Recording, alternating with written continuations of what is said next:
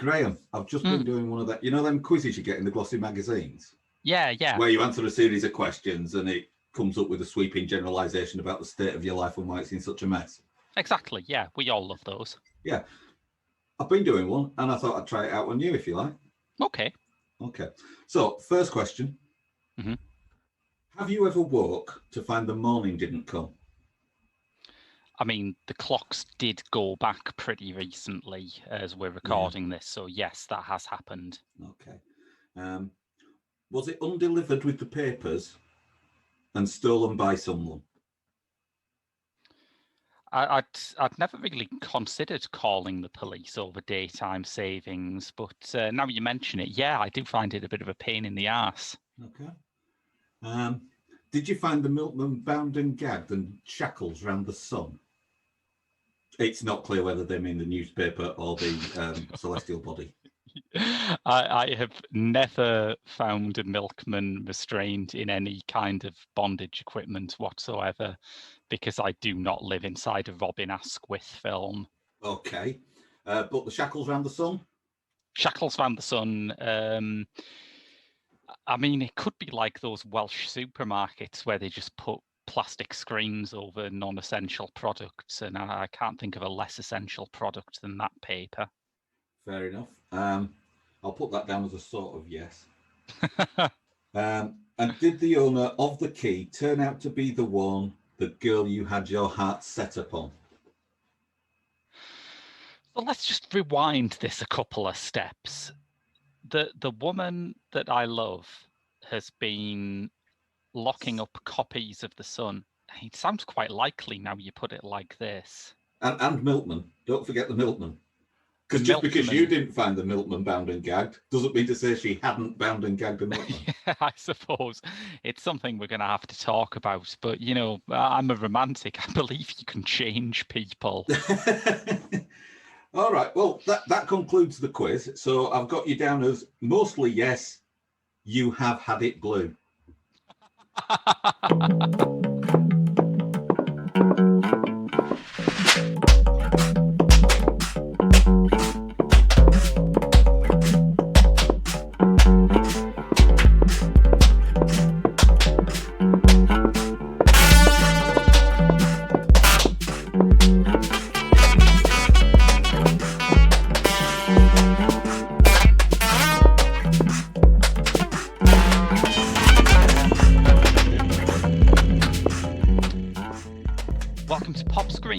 Podcast from the Geek Show Podcast Network. We cover the good, the bad, and the inexplicable of movies, either by, about, starring, or directed by pop stars. No, the podcast is a broader mix of genres, from country to hip hop, from science fiction to documentaries. Sometimes in the same film. Sometimes, yes. I'm Graham Williamson, film critic for Horrified and The Geek Show, and I've been joined this week by Mick Snowden, who is also a critic for The Geek Show, and I do films on The Geek Show on Pop Screen and previously on Cinema Eclectica, and I also do Behold and 4Panel. A busy man. I am a busy man. How the hell I managed to find time to watch the films is beyond me. I often don't. Skip that step. They call it the old Rex Reed maneuver. Yes, our film this week straddles the decades as though they were just a single moped. It's based on a book about the 1950s Soho jazz scene that became a cult sensation in the 60s, that inspired a director who made his name chronicling the 70s punk scene to make a film which in many ways is quintessentially 1980s. Let us count the ways. It has Michael Mann-style blue lighting for the nighttime scenes. It has a cameo from Sade, and it helps bankrupt Goldcrest Film Studios. It can only be absolute beginners. Wow. Wow, indeed. How have we failed to make that the pop screen sign on? I don't know, it's your show. I'm just more of an ideas man. What you need to ask yourself about this podcast is, how do you make it dramatic? How do you make it exciting? Yes, that's motivation. So, absolute beginners. Absolute beginners. I invited you on this one because I remember walking into a room where you were talking to a mutual friend of ours once, and you were discussing how you had been to the cinema to see a film where Cheesy What's-It was Crepe Suzette. Yes. And I did not know what the hell you were talking about. And now I've watched the film twice, and I do not know what the hell you were talking about. So, right, let me just start by saying that I was sat thinking after rewatching for the podcast Absolute Beginners, and I came to the conclusion that Absolute Beginners, the movie, is a bit like the cinematic equivalent of dating Harley Quinn. Yes. Yeah? You know it's going to be painful. You know for sure you're going to regret it. Your friends will tell you not to do it. But every now and then, every 4 or 5 years, you just can't help yourself. Did you see this when it was out at the cinemas? I went with my girlfriend at the time, right, to see this at the cinema, along okay. with 4 other people across the nation. I went for 3 reasons, which I will give to you in reverse order of importance. Okay. It was a Saturday and I needed to figure out somewhere to go for a date. The second most important reason, it's got a cracking soundtrack with really a lot of my favorite artists involved. And the most important, which I never shared with my girlfriend at the time. So if she's listening, she's going to be furious. And, you know, that's going to be 34 years worth of pent up rage. Yeah, never stopped me dreaming. I was desperately in lust with Patsy Kensit in 1986. Now, it can be hard looking back from the perspective of her 94th marriage to really know what Patsy Kensit's position in the world was. I've got a vague idea that I spent a week married to her in 1994. Right. So what was her status at the time? What was Patsy Kensit known for? What was Patsy Kensit known for? Patsy Kensit had just burst onto the... Well, she'd had a brief moment of fame back in the sort of mid-70s. She was the girl in the Bird's Eye Pea advert who told you that the peas went... The launch pad for so many a career. Absolutely. And then she sort of went quiet. I don't know, maybe she was probably about 5 or 6 when she did that. So she maybe went off and, I don't know, went and worked on a kibbutz somewhere or something like that. You know, the kind of thing these stars do. And then she returned to the spotlight with a band called Eighth Wonder. Right. That had formed in 1983. She formed it with her brother, who made her audition. Right. That's a hard taskmaster.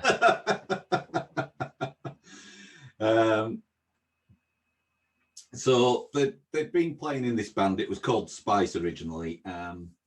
Ahead of its time. Way ahead in the of its 90s, that could have been big. And in 1984, they had a bit of a split. One member left the band and a new keyboard player came in. They renamed themselves Eighth Wonder and they got a recording contract and had a couple of minor sort of chart troubling efforts. And between sort of 86 and 88, they could almost do no wrong. They weren't massive, you know, they weren't trouble in the top 10 all the time, but they did a collaboration with Pet Shop Boys, I'm Not Scared, which got into the top 10. They appear to have been very big in Japan. Weren't we all? But I think the appeal of them was that they were just it was that time in the 80s, that sort of mid to late 80s, where these bands started appearing that had these pouting sex kittens at the front. Wendy James in Transvision Vamp, Patsy Kensit in Eighth Wonder. And that's when I fell in lust with her, watching her on Top of the Pops. And of course, Eighth Wonder do have a track on the soundtrack for they do. Absolute Beginners. Yeah, should we talk about that soundtrack? Because you've mentioned that it is full of bangers. It is. It's weird. It's because I'm not a huge fan of musicals. But usually I find that most musicals have got one or two numbers that are absolute bangers. Yeah. And the rest are sort of refrains and themes and yeah. But this one, even the themes and refrains are absolute bangers. So let's have a look. We've got at the top of the shop, Absolute Beginners. I feel like, because he's in the movie, I feel like I should do this in the style of Alan Freeman. Right, but... yes. If you want, it wasn't the impersonation I expected you to go for, but that's all right. But yeah, we open with track 1, Absolute Beginners, over the opening credits, which is probably, at the time, Bowie's best work for a number of years. Absolutely. Yeah, I'm glad you said that, because I think this will probably be the episode of Pop Screen where we talk about David Bowie the least, including when we're talking about films that he doesn't appear in. But the spirit of David Bowie was always presiding. Yeah, I've always felt Summer Holiday was technically a David Bowie homage. But this was probably the least interesting part of his career. He'd made Let's Dance, it had been a sensation. He'd made Tonight, it had tanked. Tonight is kind of hilarious because it had the best first week sales of, I think, his career ever. Yeah. And then the second, third, and fourth, and the rest of the week sales, that's where the problems started. In many ways, letting people hear the album was his big career misstep. Yeah. So he took a few years off. He came back with an album, Never Let Me Down, that is also not great. But in between, weirdly enough, he made some of his most enduring appearances outside music. He did Labyrinth, which is one of those things that even people who aren't Bowie fans know that he did. Yeah. And he did the theme song to this, which, as you say, has lasted in a way that nothing on Tonight or Never Let Me Down has. Yeah. And he's got 2 bangers on this. Quite apart from stealing quite significant sections of the film as Vendi's partners. Yes. The Ad Man. But yeah, Absolute Beginners, and That's Motivation. That's Motivation is kind of an interesting one. I think my problem with it is maybe a bit the production, in that everything starts off at 11. So when it gets to the chorus, which is not a bad chorus, it's just like, oh, don't have anything to do. Just keep on shouting. Yeah, there's nowhere to go. Yeah. Yeah, it's kind of, Colin, I want you to use your imagination. And then peak. Yes. Literally at one point as they climb Mount Everest. Yes. Yeah. Listeners, if you've ever wanted to see David Bowie singing while climbing Mount Everest, this is really the only shot you've got. Whilst also standing on top of a rotating globe. Which he levitates to the top of. Which he levitates, yeah. Yeah. And whilst, he starts the whole thing off dancing on a giant typewriter. I mean, if there's no other reason to watch this film, Bowie on a typewriter. It's an incredible moment. That's what they should have called the film. Gold Crest Studios presents Bowie on a typewriter. Yeah, I'd have watched it. To be fair, they could still have put the word loosely at the beginning of based on a book by... because we should. We'll cover the soundtrack, and then I'll come back to the biggest problem with the film. Mm-hmm. So we've got Killer Blow by Sade. Yeah. A cameo appearance that's, she had a voice that blew you away. Yeah. Did Sade. And I rather liked that. I'd sort of dismissed Sade a bit as smooth FM kind of fodder, but even at the time, she was kind of dismissed as coffee table music. Her Sweetest Taboo, I think, was her big album, and it was deemed to be the kind of thing that trendy hipsters of the time would have on their coffee table. They'd never take it out the shrink wrap. It'd just be there to show that they were into music and not just pop. Yeah, because it had that sophisticated jazz air to it. There is a great anecdote by Paul Morley about that whole kind of coffee house jazz revival in the early to mid 80s, where he said, it was just, I was working on the NME and Robert Elms just ran in and said, I found out this great new music, guys. It's called jazz. And I thought, okay, let's put some Miles Davis on the stereo and see if he can cope with that. Well, this is it. I mean, at the time, there was a lot of jazz influences out there. Paul Weller, the next track up, Have You Ever Had It Blue by the Style Council. The Style Council have been experimenting with a bit of blues, a bit of jazz, almost anything that the Jam hadn't done, in fact. Yeah. And Have You Ever Had It Blue, the Style Council's submission for this, is probably one of their weakest singles, but it's still a banger.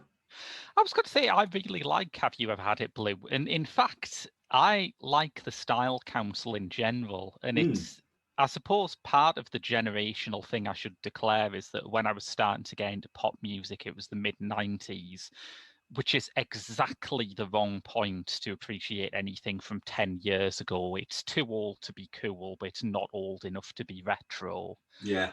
So the received wisdom was, Sade is garbage, Style Council are garbage.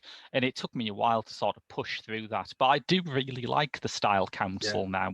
And the 90s started with Polydor sacking Paul Weller. Right. Effectively. Which turned out to be exactly the wrong time to do that, didn't it? Well, yeah, because, 1989 to be precise, they sacked Paul Weller, because he released the Style Council's, he produced the Style Council's Modernism, A New Decade album, which never saw release until a retrospective box set a few years later. In an even newer decade. And we've already had the headline, Bowie on a Typewriter. The Style Council's Garage album. Ah, yes. Yeah. There you go. I'll leave you with that. I'll let you just go through that.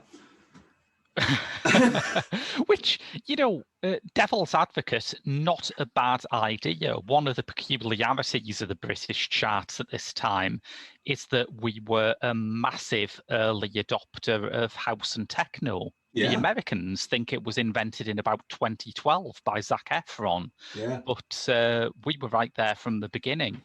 I was one of the first DJs to play Chicago house music, Wow, really? That's quite a claim. 86. Oh, the year this song came out. Funny. But yeah, for me, as a Style Council fan who followed them right from the sort of gestation period up to the end, Have You Ever Had It Blue, for me, was a weak track because it's effectively just new lyrics to Everything to Lose from Our Favourite Shop album. Right. So that's why it feels like it's a weaker track. But, we've got Paul Weller, we've had David Bowie, Sade. Yeah. We should point out, too, that all this is being produced by Clive Langer and Alan Winstanley, who at the time were the only people to go to if you wanted music that was on the one hand, big, bright pop music, but on the other hand was played on live instruments and was not as ruthlessly synthesized as the kind of new romantic techno pop of the time. So they did the early Madness albums, they did Punch the Clock by Elvis Costello, Flood by They Might Be Giants, Tu Raye by Dexy's Midnight Runners. It's a hell of a legacy. Yeah. So we'll leave the giants of music behind for a minute while we look at the next track, Quiet Life by Ray Davies. Ray bloody Davies! And it's beautiful, isn't it? Stephen Woolley, the producer, actually had this filmed first so that if anyone expressed any skepticism about financing a movie whose core idea is, let's face it, mad, he would just show them this clip of Ray Davies singing this song while wandering through a huge cutaway house set of the kind that Wes Anderson now uses. It's brilliant. It's brilliant. The checkbooks would open, and you can absolutely see why. Yeah. Then we've got Vavavoom by Gil Evans, which is more of a sort of instrumental sort of chase sequence thing that's used throughout the film and revisited quite a lot. Then we've got That's Motivation by Bowie, Having It All by Eighth Wonder, featuring Patsy Kensit, apparently. Oh, I mean, she was the lead singer of Eighth Wonder.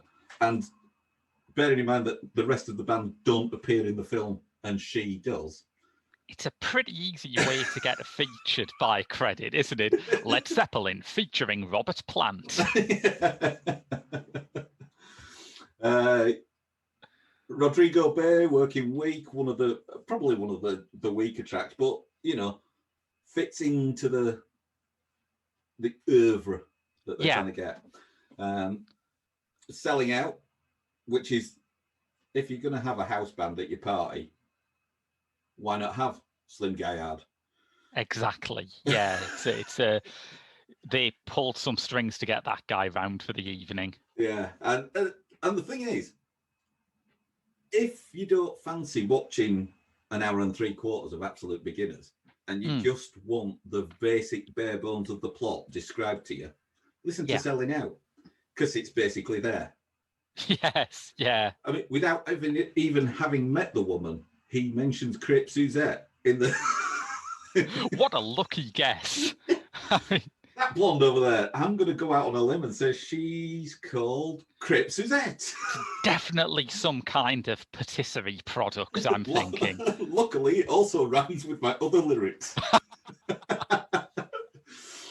And then in terms of the vocal stuff, it's rounded out with Riot City, which is the music they use as the backdrop to the race riots. But Jerry Dammers, Jerry bloody Dammers. I mean, honestly, yeah. We should probably talk about the plot a bit here, because I think for uninitiated listeners, the fact that we've moved from talking about a mid-80s jazz musical to talk about race riots is pretty weird. Whereas, don't worry, listeners, in the context of the film, it makes even less sense. But it's got this... what was the author of the book called again? Colin McInnes. Colin McInnes. And that's why our hero is called Colin, because it's kind of... So can I cover the book? Yes, please do. Yeah. So the book, Absolute Beginners, is one of those books where it's had an impression on you because you can remember the opening line. Yeah. It was the fag end of an Indian summer. And that just tells you all you need to know about the setting. Yeah. It's part of a trilogy called the London Trilogy, and it's the first one in the trilogy. And it basically is a semi-autobiographical novel about growing up as what is effectively the first teenagers. It's 1958 in London. You've got the older generation are still reeling from the effects of rationing and World War II and all the rest of it, and still very much that stiff upper lip Brit reserved nation. Respectability is king for them. But you've got this new generation that are young, and have money, which is a dangerous combination. Yes. Some of them spend it on clothes. Some of them spend it on sex. Mhm. Some of them provide the sex. And some of them just enjoy life. Yeah. What it centers on is the tensions. So the book focuses on the generational tensions, a bit like the Who focus on in Jimmy's story in Quadrophenia. But it also features racial tensions because Colin is part of this teenage group and he mixes with blacks, Italians, the whole melting pot of cultural sort of dissonance, really, within London at the time. But it's a melting pot where everything works. Oh, is that, just to cut in, is that sort of how it's treated in the book? Because one thing I could not decide on watching Absolute Beginners, the film again, is how sheltered Colin is meant to be. He has a line at the beginning where he says, let me see what it is. Oh, here nobody cared where you came from or what's your colour.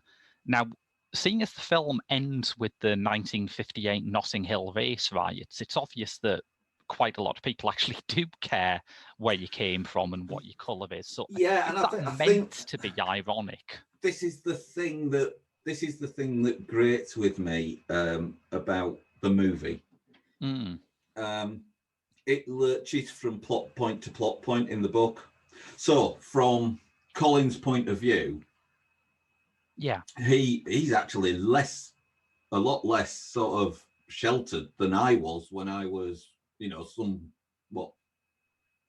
20 years later, growing up as an 11-year-old in Leeds, right? So by the time I was 11, I still hadn't met anyone who wasn't white. I'd seen them from afar, but I'd not actually spoken to anybody. Yeah. Homosexuality was not a thing that anybody knew about. Sort of darkly whispered about, wasn't it, back in it was back the at that kind point? it was the kind of thing that adults mouth the words. They mouth the words. Yes. In a very Les Dawson type way. But in 1958,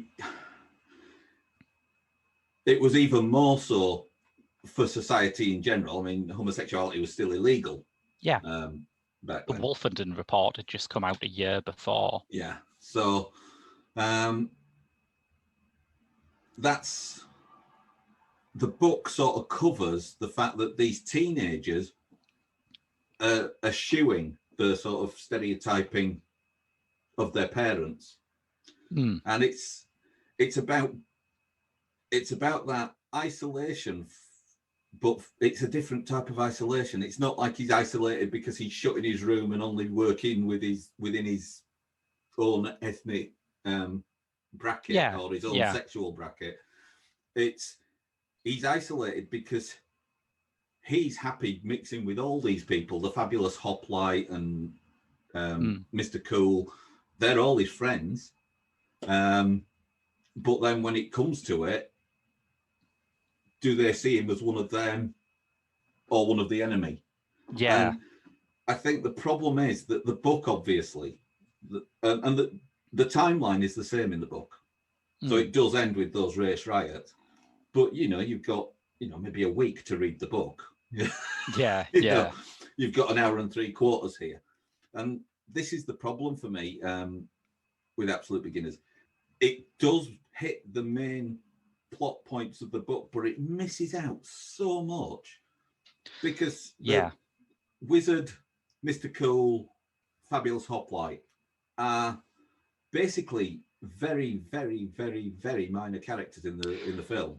I was going to say, I mean, it's got this incredible tracking shot at the start, which is patterned on the opening to Espresso Bongo, another much older movie about the older generation exploiting the 50s teenage culture. And Colin goes through it, pointing out all of these characters that you've just mentioned in a very kind of Scorsese introduction, although a few years before Scorsese started doing this in stuff like Goodfellas. So that's quite impressive.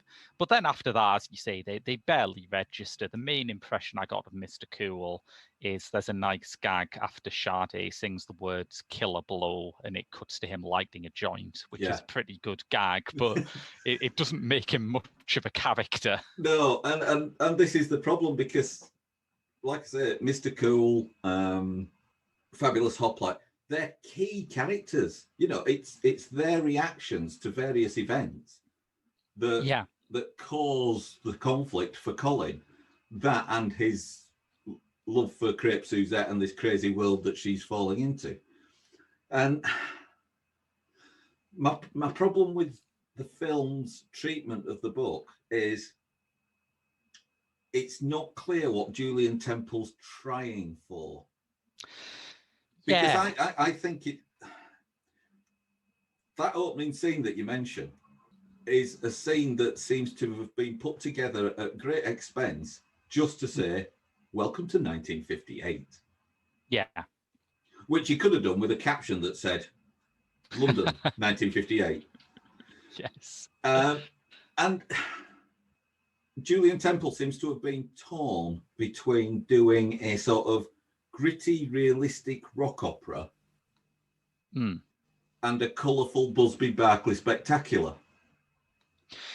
Yeah, I mean, shall we talk a bit about Temple now? Because I think looking at his career to date might cast a bit of light on this.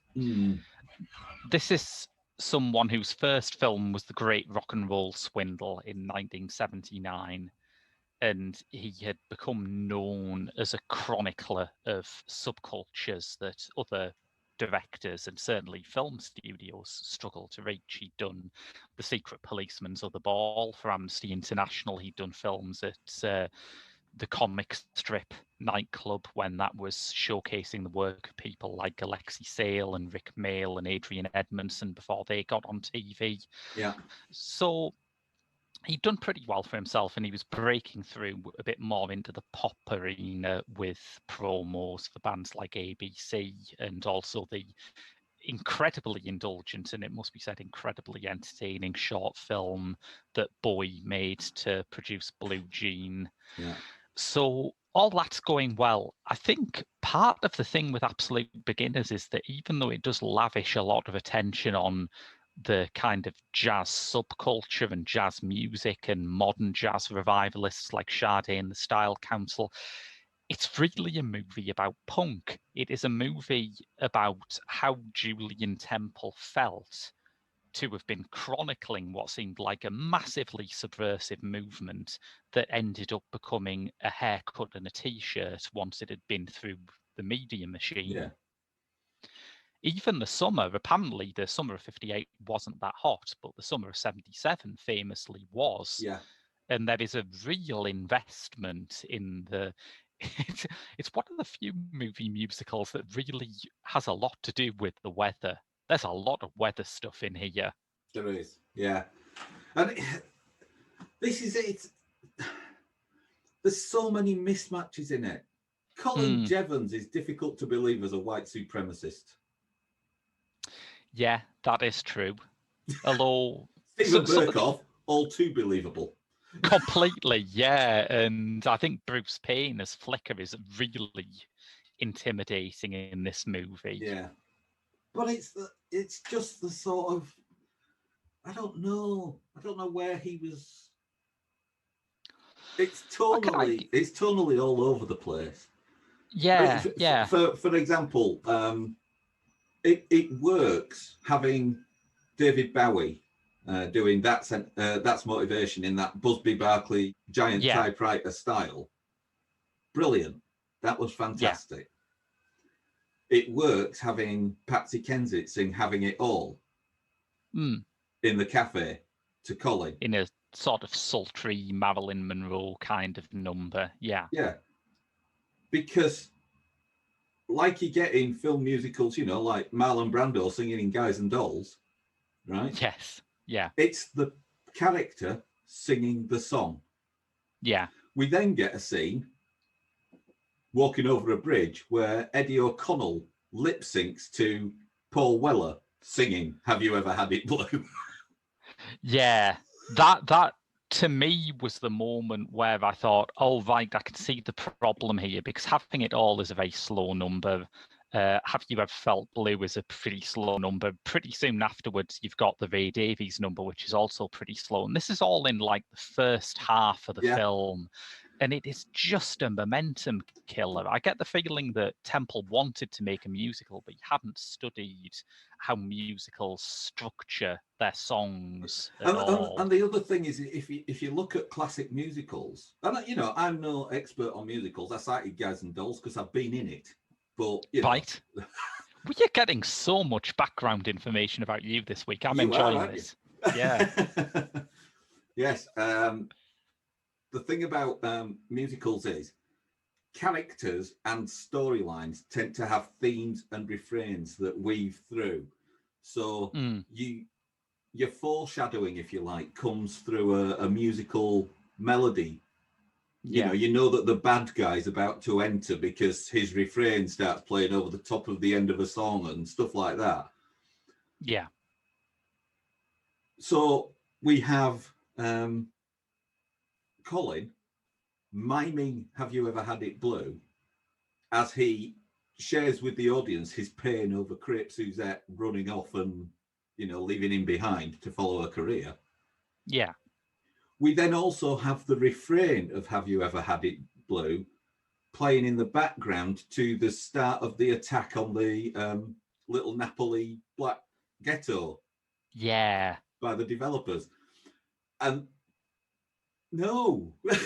Yeah. You can't. No, I think saying that the black community of Little Napoli were having it blue at this point is a bit of an understatement. A little bit of an understatement. I don't think they cared where the milkman was at that point. As long as he wasn't providing ammo to the racists. Yes. But that's the thing. Watching it a second time, I think this is, if you had to pinpoint one problem that is at the root of it, it is unfortunately that kind of compilation album approach to the soundtrack, even though it did produce, as you said, a great compilation album. There is a reason why most musicals have a score written by about two people. You know, it is important to have that symphonic effect, that sense that everything is unified, everything is tied together. In this, Absolute Beginners is a film where you can go from listening to Sade to listening to Ed Tudor Pole within the course of 2 appear on the scenes. soundtrack. Doesn't it? No. That's weird, because I always pick out Ted's Not Dead, the Ed Tudor Pole song, as probably the musical number that works best, I think. And it's not on the album. But That's you're right. weird. It's the one that actually, because there's times where it looks like Temple is trying to emulate something like West Side Story, which again, it's that kind of West Side Story, gang warfare portrayed in a musical. Yeah, right? It shouldn't work, but it does. Guys and Dolls, it's about sleazy gamblers hoodwinking a mission so that they've got somewhere to run their game. Shouldn't work as a musical, but it does. Race Riots shouldn't work as a musical, and it doesn't. Temple, I think, knows this because there's a South Bank Show documentary about the making of Absolute Beginners, which is still available on YouTube. And he says, you know, to his credit, that musicals absolutely can and do take on darker subject matter. You know, Cabaret is about the rise of fascism. It doesn't get darker than that. But I think the difference between Temple and Bob Fosse is that in Fosse's films, you always know where the boundaries of reality and fantasy are. you always know that, say, Sweet Charity is the kind of musical where people will just walk onto the street and burst into song, and it establishes itself as that from the start. And Cabaret isn't. Cabaret is the sort of musical where people sing if they're on a stage. Yeah. And not only does Temple not really establish this, I also think he doesn't really care. No, it's the way I look at it, and it's interesting that you mentioned the compilation album approach to the soundtrack, because that's what it feels like, a loose collection of pop videos linked by a vague narrative. Yeah. Because the actual set pieces, having it all, the dance she does when she accidentally slips on the stage. If you watch this as a series of YouTube videos, it's spot on. You will have no idea why this film flopped. No. The classic Bowie on a typewriter, that's fantastic. Gorgeous. Yeah. And as individual pop videos, they would work, with the exception of Colin McInnes doing his Style Council miming. They did a separate video for that. That was the one. That was the one single that got released from the soundtrack that didn't have a video directly lifted from the film. But yeah, and that can work. That idea of linking a series of pop videos together can work as long as the narrative linking them is strong enough. Yeah. And absolutely, from the point of view of trying to drum up funding and stuff like that, if you get those recorded and in the bag, Mick Davis dancing around a house with a Hoover. I mean, I'd give you the money there and then. You wouldn't even have to show me the clip. Yeah. And there's some really random cameos as well.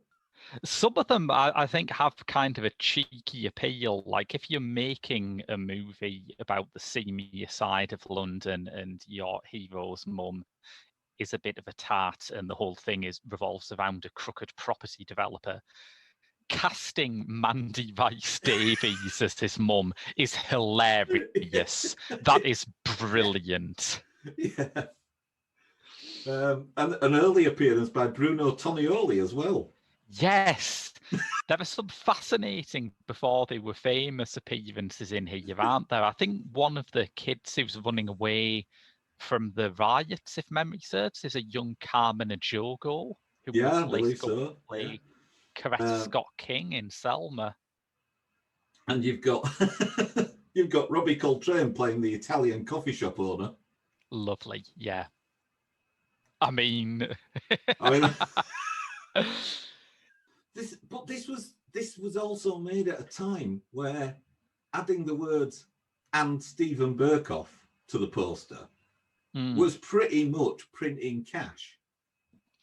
Yeah, he'd been in huge blockbusters around the time, and he had a reputation for not associating with anything that was poor or tawdry or. Where did that reputation go? Because it did not last very long. It didn't, but he had that reputation, didn't he, for being a very serious and studied actor. Stage-wise, I think Burkoff is one of British theatre's living geniuses. I think he's an absolutely incredible talent, and I think he's good in this. Do you know my problem with the riot stuff is that it reverts to the earlier style. If you imagine Absolute Beginners as a movie which starts off where you've got this kind of idealistic hero, and every time he sees a knife fight, he imagines it as this acrobatic dance routine. If you imagine it as a movie that starts off like that and ends with grubby, real-life racist violence, the movie is actually brilliant. But Temple goes back. He makes that race riot scene into a dance number, and you just think, well, A, we've seen this. B, it's in appalling taste. I mean, I think that if you made a movie now about the 1958 Notting Hill race riots and your hero was this bland white guy who imagined the whole thing as a big dance number, you would be crucified for that. And I think the people who were angry would have a bloody good point, to be honest. Yeah. And you think, how did they manage to get James Fox attached to it? Yeah. That is... Lawrence, I could believe. Well, yeah, I mean, there are a few roles later on in the film that I think he would be very good at. Let's put it that way. He currently seems to be modelling himself on the Stephen Burkoff character. He does. But yeah, some very odd casting decisions here. Do you know what the thing that we've talked a lot about putting it alongside things that were happening at the time, and that is an approach that I really love to some of these films, because pop is an ephemeral thing, and part of the problem with making pop movies is that a movie takes at best 2 years to make. Yeah, that can be the whole lifespan of a pop star that burns out in that context. But the thing that I think is most fatal to absolute beginners is if you consider that in the same year that this was released, the big television sensation of 1986 was The Singing Detective. Yeah. And The Singing Detective is a meta musical about dark themes and violence that gets right everything that absolute beginners gets wrong. It has a much more complex structure, much more layers of fantasy and reality are in it. And yet, when you watch it, you were never confused about what level of reality you're looking at. Yeah. I'm just looking at the Wikipedia page for the cast list. It's something, isn't it? And out of your, what I would call your key characters, Eddie O'Connell is the only one who doesn't have his own Wikipedia entry, and seems to have only been cast because he bore a passing resemblance that might have made him a young David Bowie. Yeah. I mean, it's not a great method of doing things, is it? No.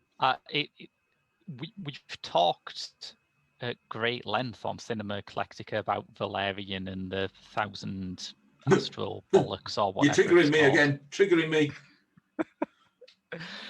I think this has the same problem. It is a film where everything works except the central duo. Yeah. Yeah, there doesn't seem to be any real chemistry between O'Connell and Kensit. Yeah, I think they are both honestly pretty wooden. She has the advantage of being gorgeous. You know, as this podcast's bisexual correspondent, I'd like to say it's a problem they both share, of being incredibly charismatic and appealing until you ask them to like walk across the room or open their mouth or anything complex like that. And heaven forfend they should walk and talk.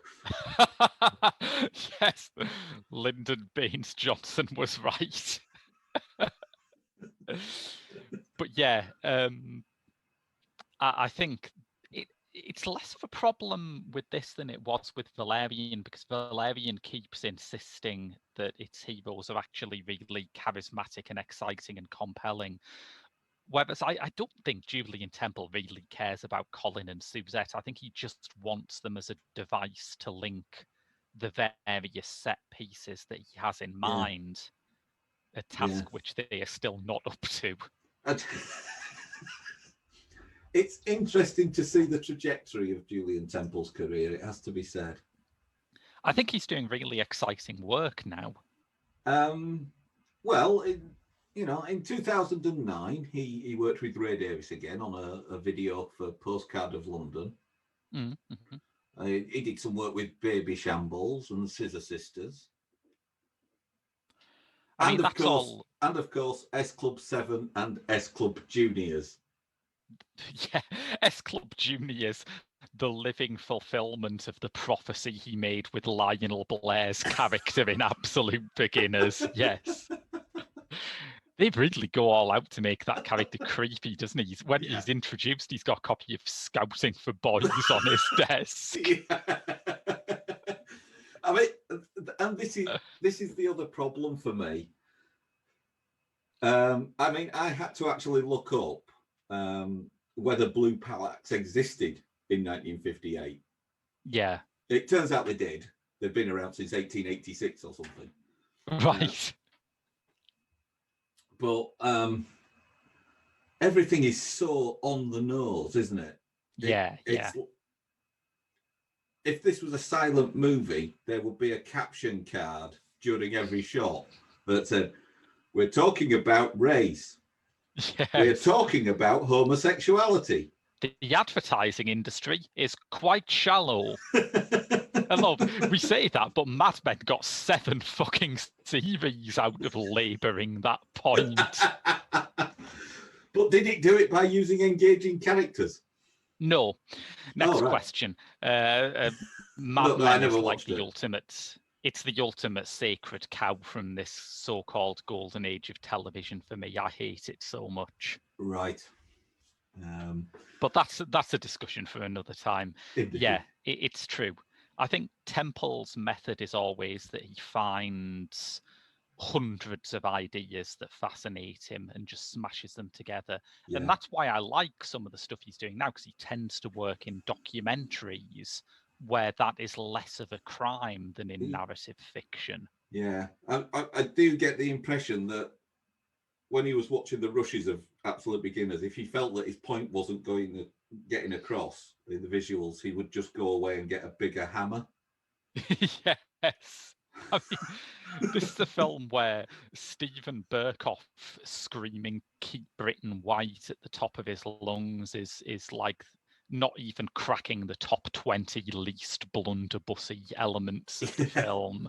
And actually, I mean, stripping away the subject matter, that's actually the actual speech he makes is quite Shakespearean, isn't it?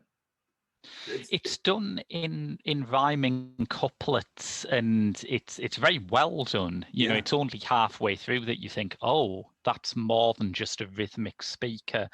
It also has, I think, one of the few unstressed points in the film, one of the film's only subtleties, which is that he keeps saying, "Give me your hands," which, if you're a Bowie fan and you're watching this, so it's quite likely, you'll recognize that as a line from Rock and Roll Suicide.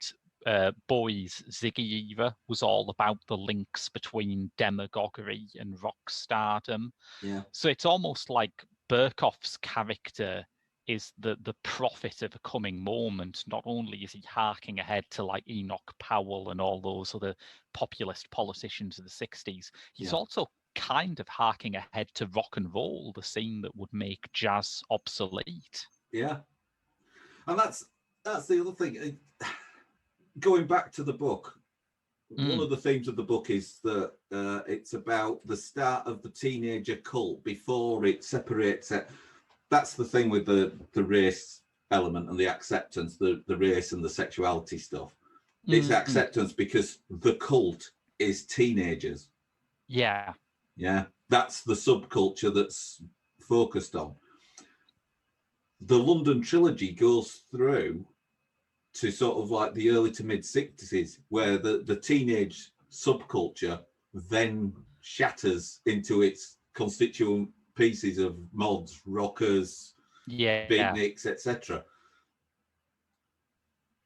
And that's the sort of chinks in the armor start in the Absolute Beginner's novel. Yeah. But again, that's not what you get. You get this mishmash of, you know, the only sort of... I do quite like the scene where Colin's sort of mocking Ed the Ted. Yeah, that I was going to mention that as kind of a hint of that theme. Yeah, but there's too much emphasis, I feel. It looks too mod in 1958. It looks too... Temple's 1958 looks too 1964. Yeah. And I think that's sort of strengthened by having the likes of Ray Davies involved as well. You know, it's... Yeah. I mean, there's an element where it's always meant to be a kind of retro-futuristic fantasy of the late 50s, which is, why they have Patsy Kensit and Paul Weller on the soundtrack rather than just going with artists from the time. Yeah. But yeah, if your whole novel is about anthropologically detailing a point in history where things changed, that's a big risk to take. Yeah. Despite this, I should say, when I first watched it, I thought it was better than its reputation, and maybe it's Stockholm syndrome. But I found myself enjoying it again this time. Well, this is why I did the analogy at the beginning. It is a film that you can watch and enjoy if you're willing to sit there and ignore its faults. And you mentioned Valerian and the City of a Thousand Planets earlier. That is a film which I can watch on a variety of streaming services at the moment for free. I have not revisited that since I went to see it at the cinema for Eclectica. It's impressive that you come back to us, to be honest. Well, that's another one where I've got an affinity with the source material. Yeah, and a filmmaker that, generally speaking, I can't think of another film he's done that I didn't enjoy. Yeah. And it just didn't work. I probably will watch Valerian at some point in the future, even if it's just because the missus goes, "Oh, I haven't seen that." Yeah. But Absolute Beginners, like I say, about every 5 to 10 years, I'll go, "Oh, do you know? I want to see Ray Davies cavorting around a house with a vacuum cleaner again." Yeah. I want to see.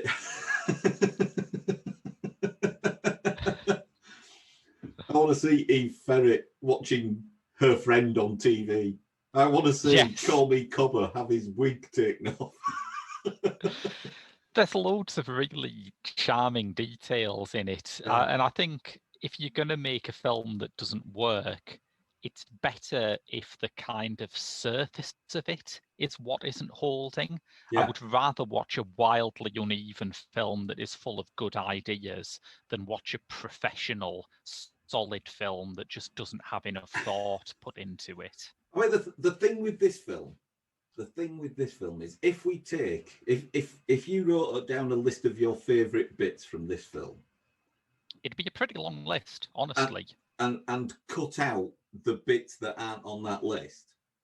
Yeah. You'd have a pretty enjoyable film that made no sense. You'd have what I believe the kids are calling a visual album. Yeah. Yeah. And it would make no sense, but it'd be enjoyable to watch. Yeah. If you leave it as it is, it's all right. It's not as bad as people make out. I must say, I found the through line of the plot a lot clearer on the second viewing. Yeah. Once you cotton on that it has this fantastically cynical idea where it seems like Vendis partners in his firm are basically encouraging race riots so that a housing development can be successfully cleared and replaced with luxury flats that even he admits are hideous, which is a brilliant plot line. It's like something out of David Peace's Red Riding novels. It's another bit of genius as well. Whether it came from Bowie the actor or Temple the director, but that the veneer of Vendis partners slips. Yes. Because he's talking very much like this. Yeah. And then goes, no, he's horrible. Yeah.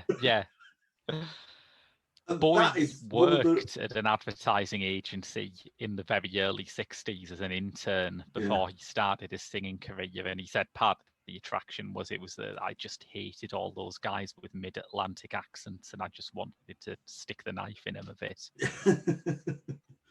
But yeah, so another bit of trivia for you related to the Absolute Beginners. So Paul Weller, of course, wrote Have You Ever Had It Blue?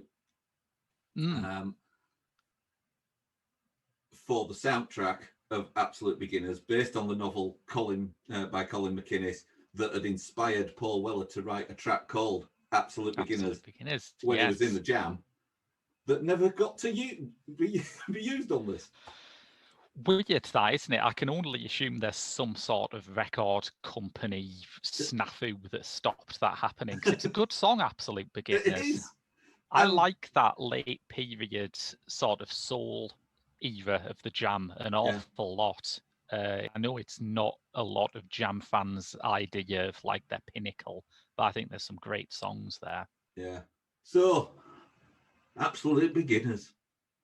Absolute Beginners. Yeah, I mean, the quote that I found when I was researching this, which I think sums a lot of it up, is that Christopher Wicking, who worked as the screenwriter on some of the very early drafts, said there were always arguments about whether the musical numbers should move the plot forward or establish the characters. And I think they went pretty heavily for the establish the characters approach at the cost of any kind of momentum that the film should have. Yeah. And going back to what we were saying about some of the background characters, you get a lot of interaction with Wizard. You get a lot of interaction with Hippolyte, but it's all inconsequential. Yeah, yeah. And yet you do spend a lot of film time establishing exactly what those characters are like, especially Wizard. Yeah, I think it's uneconomical with its screen time. It is very odd, isn't it? Much as I love Bowie's performance and the numbers he gets, I don't think Vendis Partners should dominate the middle section of the film as much as he does. And then to almost disappear, really. Yeah, yeah. Which is inevitable, because there's no reason why a character like Partners should be present when the chaos he has engendered finally goes off. Yeah, it's. I guess there's when you've got a budget of $8.4 million. Yeah, you're going to have spent quite a significant proportion of that getting Bowie. Yeah, and Burkoff. So, I guess you've kind of, that they always say, don't they, as a filmmaker, the budget should be seen in front of the camera. Exactly. So, yeah. And Bowie's the money here. Yeah. So I think the last thread that we haven't pulled is the one I made a gag about at the beginning, which is this film's role in the collapse of Goldcrest, which was the great white hope of the British film industry in the early 80s. It was linked with Chariots of Fire at a time when every film producer in the world had turned that down. That became an Oscar-winning success. Absolute Beginners often gets a lot of the blame for the collapse of Goldcrest, but when you look at news reports at the time, it was already in critical trouble by then. They'd had 3 films they'd released. The first one that was out was The Mission with Robert De Niro, which huge critical success, won the Palme d'Or, nominated for Oscars, critics loved it. Box office wise, it tanked. People forget that now because it was so acclaimed, but they lost a shed load of money on The Mission. Yeah. Second film out, Revolution, starring Al Pacino, which, Hugh Hudson's follow-up to Chariots of Fire had all of the same box office problems as The Mission, except critics hated it as well. So an absolute disaster in every conceivable way. And the last roll of the dice is Absolute Beginners, which, also a critical and commercial failure, but really, it's The Mission and Revolution that wiped it out. People don't like to admit that because people think the British film industry should be making films like The Mission and Revolution. But, the Absolute Beginners is not the sole fingerprint on the murder weapon we're talking about here. Yeah. It's a bit like when you feel a bit ill on a Sunday morning, right? Yeah. And you go into the toilet every 15 minutes, right? Yeah. And it's 50-50 as to which end you're going to attend to. Right. Yes. It's Goldcrest by this stage of the 80s absolutely had the cinematic equivalent of the shits. Yeah. Yes, let's establish that. Yeah. So it's like the cause of their malaise is the 18 pints of lager they had earlier on Saturday night. Yes. But absolute beginners is the chicken vindaloo that finished them off and that they're blaming for the whole thing. Perfect. Yep, can't put it any better than that. I think that's a wrap. I can't take it any further. If anyone wants to hear any of that insightful Vindaloo-based criticism elsewhere, Mick, just remind them where they can find you. So, as I said at the start, listeners, I can also be found on the website Horrified and on the Geek Show's own website, where I am a regular contributor. Mick can be found on Behold, 4Panel, and I think you also do occasional written bits for the Geek Show, don't you?